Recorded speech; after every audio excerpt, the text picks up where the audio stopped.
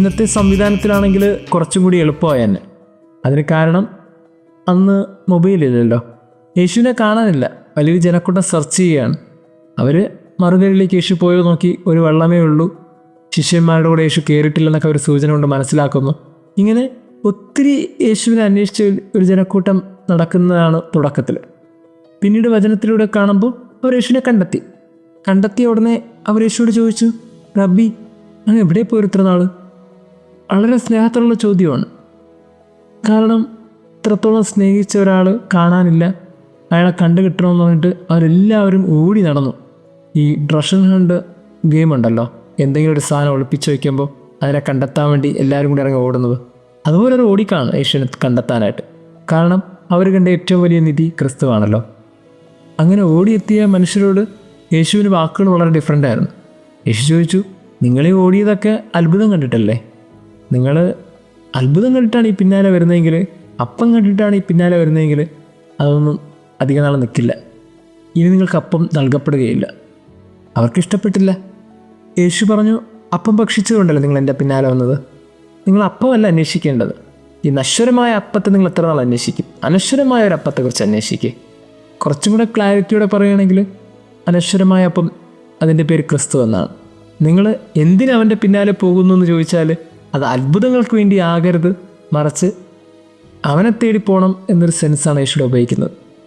എനിക്ക് പെട്ടെന്ന് ഓർമ്മ വരുന്നത്, നമ്മളൊക്കെ യേശുവിൻ്റെ പിന്നാലെ എന്തിൻ്റെ പേരിലാണ് നടക്കുന്നത്? ഈ എല്ലാ പള്ളികളും കയറി ഇറങ്ങുകയും ധ്യാന കേന്ദ്രത്തിലൊക്കെ പോവുകയും ചെയ്യുന്നവർ എന്തിനു വേണ്ടിയാണ് ഇതൊക്കെ ചെയ്തുകൊണ്ടിരിക്കുന്നത്? അത്ഭുതങ്ങൾക്ക് വേണ്ടിയാണോ? എന്തിനു വേണ്ടിയാണ് നിങ്ങൾ എന്നെ അന്വേഷിച്ചെന്ന് ക്രിസ്തു ചോദിച്ചാൽ നമുക്ക് എന്താ ഉത്തരവുള്ളത്? വലിയൊരു ജനക്കൂട്ടത്തെ പോലെയാണ് നമ്മൾ ഓടി നടക്കുന്നത്. എല്ലാ ധ്യാന കേന്ദ്രങ്ങളിലും വലിയൊരു ജനക്കൂട്ടമുണ്ട്, എല്ലാ ദേവാലയങ്ങളിലും വലിയൊരു ജനക്കൂട്ടമുണ്ട്. പക്ഷേ യേശുവിൻ്റെ ചോദ്യം വളരെ കൃത്യമാണ്, നിങ്ങൾ എന്തിനാ എൻ്റെ പിന്നാലെ വരുന്നത്? തിരിച്ച് മറുപടി കൊടുക്കാൻ അത്ഭുതത്തിന് വേണ്ടിയാണെന്ന് പറഞ്ഞാൽ അതിനുള്ള മറുപടി ഒരുപക്ഷെ സ്നേഹത്തോടെ ആയിരിക്കില്ല. യേശുവിന് ആവശ്യം അത്ഭുതത്തിന് വേണ്ടി പിന്നാലെ നടക്കുന്നവരല്ല. എന്ന് വെച്ചാൽ അത്ഭുതം നടക്കില്ല എന്നല്ല അതിനർത്ഥം. അതൊക്കെ പ്രോസസ്സാണ്. ദൈവത്തിൻ്റെ പദ്ധതിക്കനുസരിച്ച് ഓരോ മനുഷ്യരുടെ ജീവിതത്തിലും ഇടപെടുന്നതാണ്. അത് ദൈവത്തിൻ്റെ കാര്യമാണ്, അത് നമ്മളുടെ ഇടപെടലല്ല. മറിച്ച് ഒരു കാരണവുമില്ലാതെ എനിക്കെൻ്റെ ദൈവത്തിൻ്റെ പിന്നാലെ പോകാൻ സാധിക്കുന്നു എന്നുള്ള ഒരു ബോധ്യമാണ് ക്രിസ്തു ആഗ്രഹിക്കുന്നത്. അതാണ് അനശ്വരമായ അപ്പത്തെ തേടിയുള്ള യാത്ര, ക്രിസ്തുവിനെ തേടിയുള്ള യാത്ര.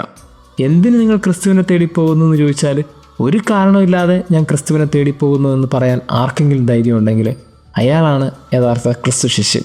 ക്രിസ്തു ആഗ്രഹിച്ചത് അങ്ങനെയുള്ള മനുഷ്യരാകാൻ വേണ്ടിയിട്ടാണ്. ദൈവം നമ്മെ അനുഗ്രഹിക്കട്ടെ.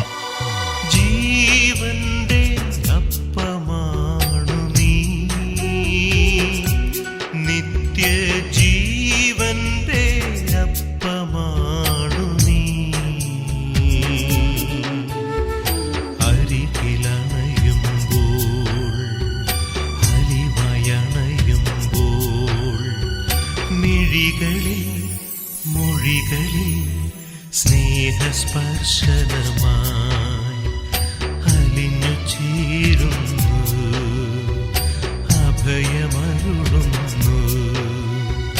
ജീവന്റെ അപ്പമാണു നീ, നിത്യജീവന്റെ അപ്പമാണു നീ. അരികിലണയുമ്പോൾ, അലിവായണയുമ്പോൾ, മിഴികളിൽ മൊഴികളിൽ സ്നേഹസ്പർശനമായി അലിഞ്ഞു ചേരുന്നു, അഭയമരുളുന്നു. കാലങ്ങളോളം കാത്തിടുന്ന രക്ഷകൻ പേടകമിന്നിവിടെ, ജീവന്റെ പൂജ്യമേ നിത്യവും എന്നിൽ കൂടെ വസിക്കണമേ. കാലങ്ങളോളം കാത്തിടുന്ന രക്ഷകൻ പേടകമിന്നിവിടെ, ജീവന്റെ പൂജ്യമേ നിത്യവും എന്നിൽ കൂടെ വസിക്കണമേ.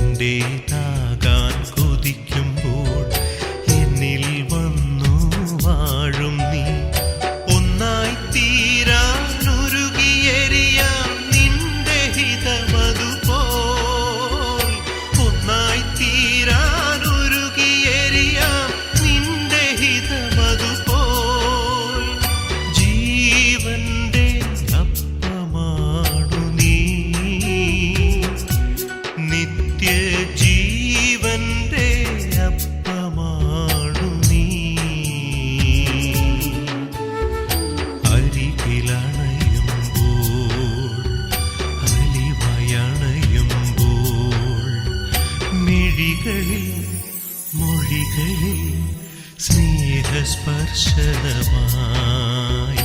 അലിഞ്ഞു ചേരുന്നു, അഭയമരുളുന്നു.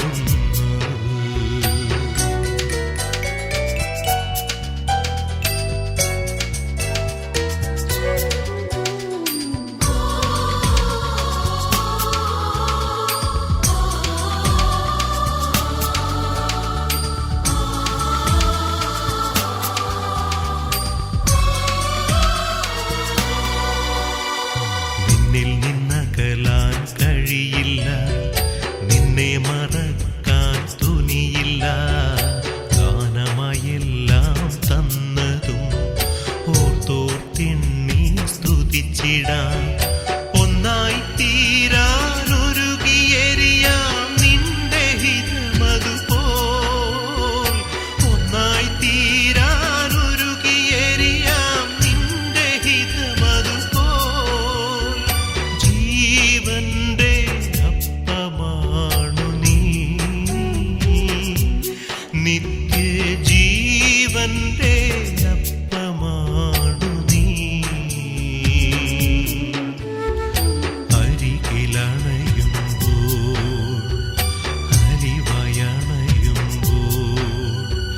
മിഴികളിൽ മൊഴികളിൽ സ്നേഹസ്പർശനമായി അലിഞ്ഞു ചേരുന്നു, അഭയമരുളുന്നു.